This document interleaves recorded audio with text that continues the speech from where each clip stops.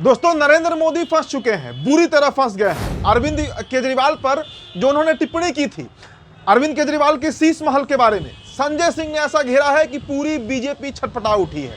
संजय सिंह कह रहे हैं कि सारे मीडिया को लेकर अब वो पीएम मोदी के घर जाएंगे, मोदी जी का जो शीश महल है वो दिखाएंगे और दूध का दूध और पानी का पानी वहीं पर हो जाएगा। तो दिल्ली में मचे बवाल की कहानी तो आपको हम बताएंगे ही, साथ ही दोस्तों आपको कर्नाटक के भाजपा नेता की करतूत बताएंगे। और ये कोई साधारण नेता नहीं है, विधानसभा के प्रत्याशी रह चुके हैं, बीजेपी के सिंबल पर चुनाव लड़ चुके हैं।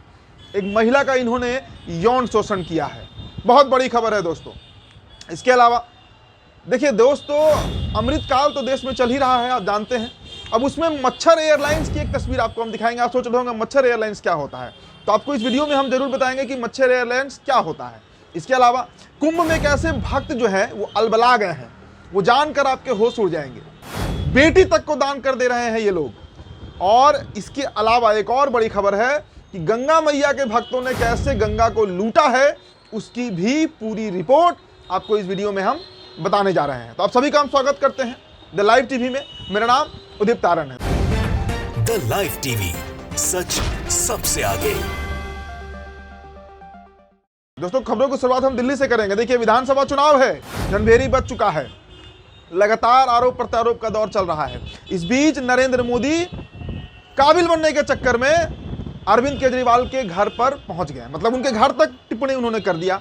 शीश महल और न जाने उन्होंने क्या क्या कह दिया उन्होंने कि करोड़ों का घर, करोड़ों का पर्दा, करोड़ों का कालीन, जो बातें बीजेपी का एक प्रोपेगेंडा चल ही रहा है कई दिनों से, उस पर पीएम साहब भी कूद पड़े और उन्हें नहीं पता था कि उनका दाव इतना उल्टा पड़ने जा रहा है। अब संजय सिंह को आप जानते हैं, मतलब मुझे लगता है, मेरा अपना अनुभव है कि संजय सिंह जैसा वोकल नेता आम आदमी पार्टी में कोई दूसरा नहीं है। संसद से लेकर सड़क तक बीजेपी को पानी पिला देते हैं संजय सिंह। उन संजय सिंह ने अब नरेंद्र मोदी को घेरा है और खुली चुनौती उन्होंने दिया है।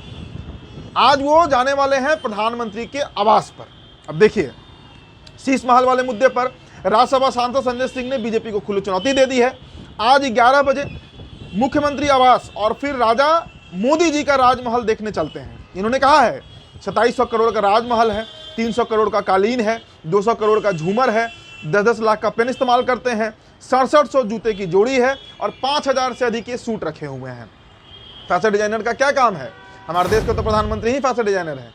अब देखिए, इसको लेकर संजय सिंह ने जो प्रतिक्रिया दी है वो बीजेपी को बौखला दिया है। पूरे बीजेपी छटपटाहट में है कि अब क्या करें। संजय सिंह का पहले दोस्तों आपको हम पूरा बयान सुनाते हैं, ये वीडियो देखिए।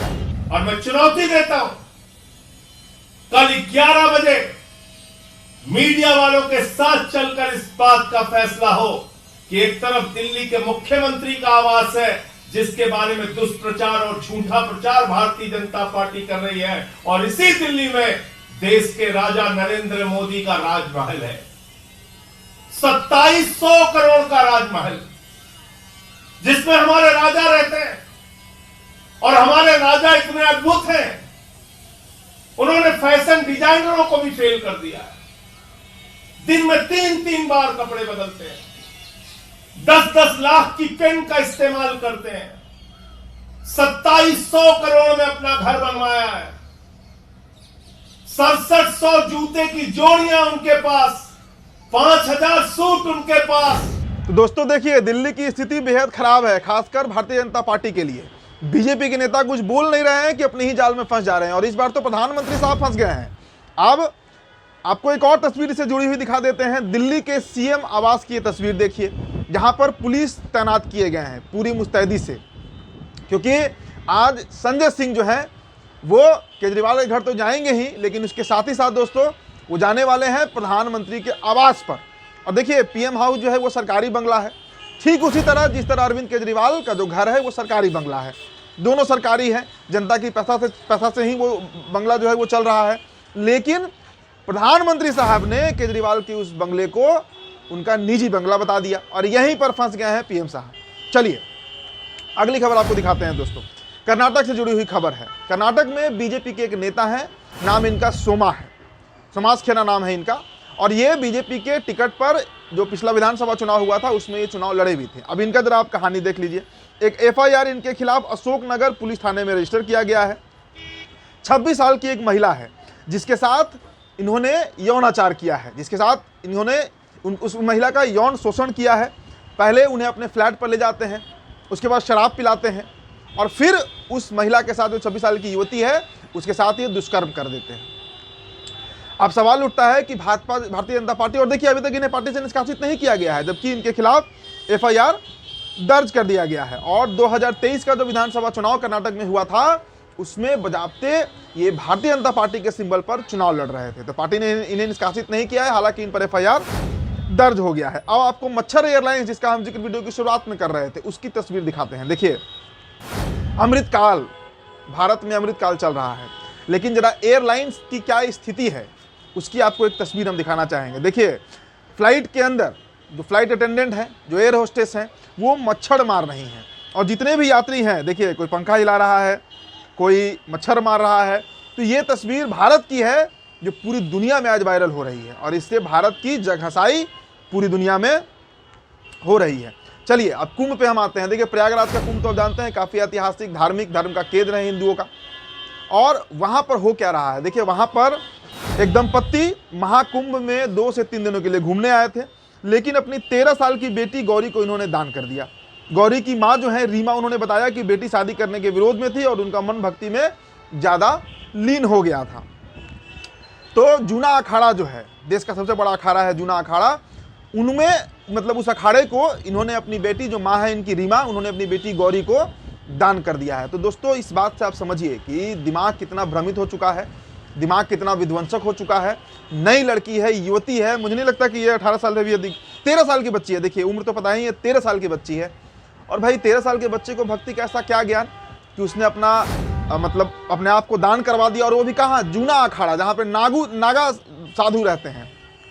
अब नागाओं के बीच में जो नंगे साधु हैं, उनके बीच में यह 13 साल की बच्ची क्या करेगी? ये बहुत सोचने का विषय है और बहुत गंभीर विषय है। और आपको नहीं लगता कि इस पर सरकार को एक्शन लेना चाहिए कि इस तरह का जो कृत्य है वो मतलब अधार्मिक तो है ही, गैर संवैधानिक है, गैर कानूनी भी ये कृत्य है। भाई दान, आज के समय में दान, और वो भी बच्चियों का दान, ये तो एक तरह से समझिए तो ह्यूमन ट्रैफिकिंग वाला मामला है। खैर इस पर ज़्यादा नहीं बोलूँगा, लेकिन आप हमारे जो दर्शक हैं वो कमेंट बॉक्स में प्रतिक्रिया जरूर दीजिएगा। चलिए अगली खबर देखिए। मैंने गंगा मैया का जिक्र किया था कि गंगा मैया को सबसे अधिक बर्बाद गंगा पुत्रों ने किया है, बीजेपी ने किया है। देखिए रिपोर्ट है, NGT नेशनल ग्रीन ट्रिब्यूनल का रिपोर्ट है, जिसने कहा है कि गंगा का पानी इतना दूषित है कि उसमें स्नान करना या पीना बहुत खतरनाक है। लेकिन सरकार ने इस बार महाकुंभ में 40 करोड़ भक्त जो हैं वो स्नान के लिए आएंगे, और आएंगे तो स्नान करेंगे ही, दतवन भी करेंगे, मतलब ब्रश करेंगे, और गंगा का पानी भी पिएंगे। तो अब अगर बीमारी फैलती है, महामारी फैलती है, क्योंकि गंगा का जो पानी है वो बहुत दूषित है। NGT इस बात को कह रहा है, नेशनल ग्रीन ट्रिब्यूनल इस बात को कह रहा है कि गंगा का पानी पीने योग्य नहीं है। चल दोस्तों अगली खबर आपको दिखाते हैं। देखिए जो हैप्पी इंडेक्स होता है, मतलब जो फिनलैंड, मतलब वैसे मुल्क जो सबसे अधिक खुश हैं, जहाँ पर पारिवारिक सामाजिक लोग सौहार्द ज़्यादा है, खुशी जहाँ ज़्यादा है, उनमें फिनलैंड जो है वो पहले नंबर पर आया है। लगातार 7वें साल फिनलैंड ने यह रिकॉर्ड बनाया है कि वो पहले नंबर पर है। लेकिन भारत कहाँ पे है? भारत 143 देशों में जो ये रैंक निकलता है उसमें 126वें स्थान पे है। मतलब भारत बेहद दुखी देश है। यहाँ के लोग पारिवारिक कारण से, सामाजिक ताने बाने से बहुत अधिक दुखी हैं। ये बात इस रिपोर्ट में सामने निकल कर आई है। तो देखिए दोस्तों 143 देशों का ये रिपोर्ट है, सर्वे हुआ है, जिसमें फिनलैंड लगातार 7वें बार पहले नंबर पर आया है। मतलब सबसे अधिक खुश अगर कहीं के लोग रहते हैं तो वो फिनलैंड है, और पूरी दुनिया में नीचे से 126वें नंबर पर भारत है। मतलब भारत के लोग बेहद दुखी रहते हैं। तो फिलहाल दोस्तों इस रिपोर्ट में इतना ही। बहुत बहुत शुक्रिया। द लाइव टीवी, सच सबसे आगे।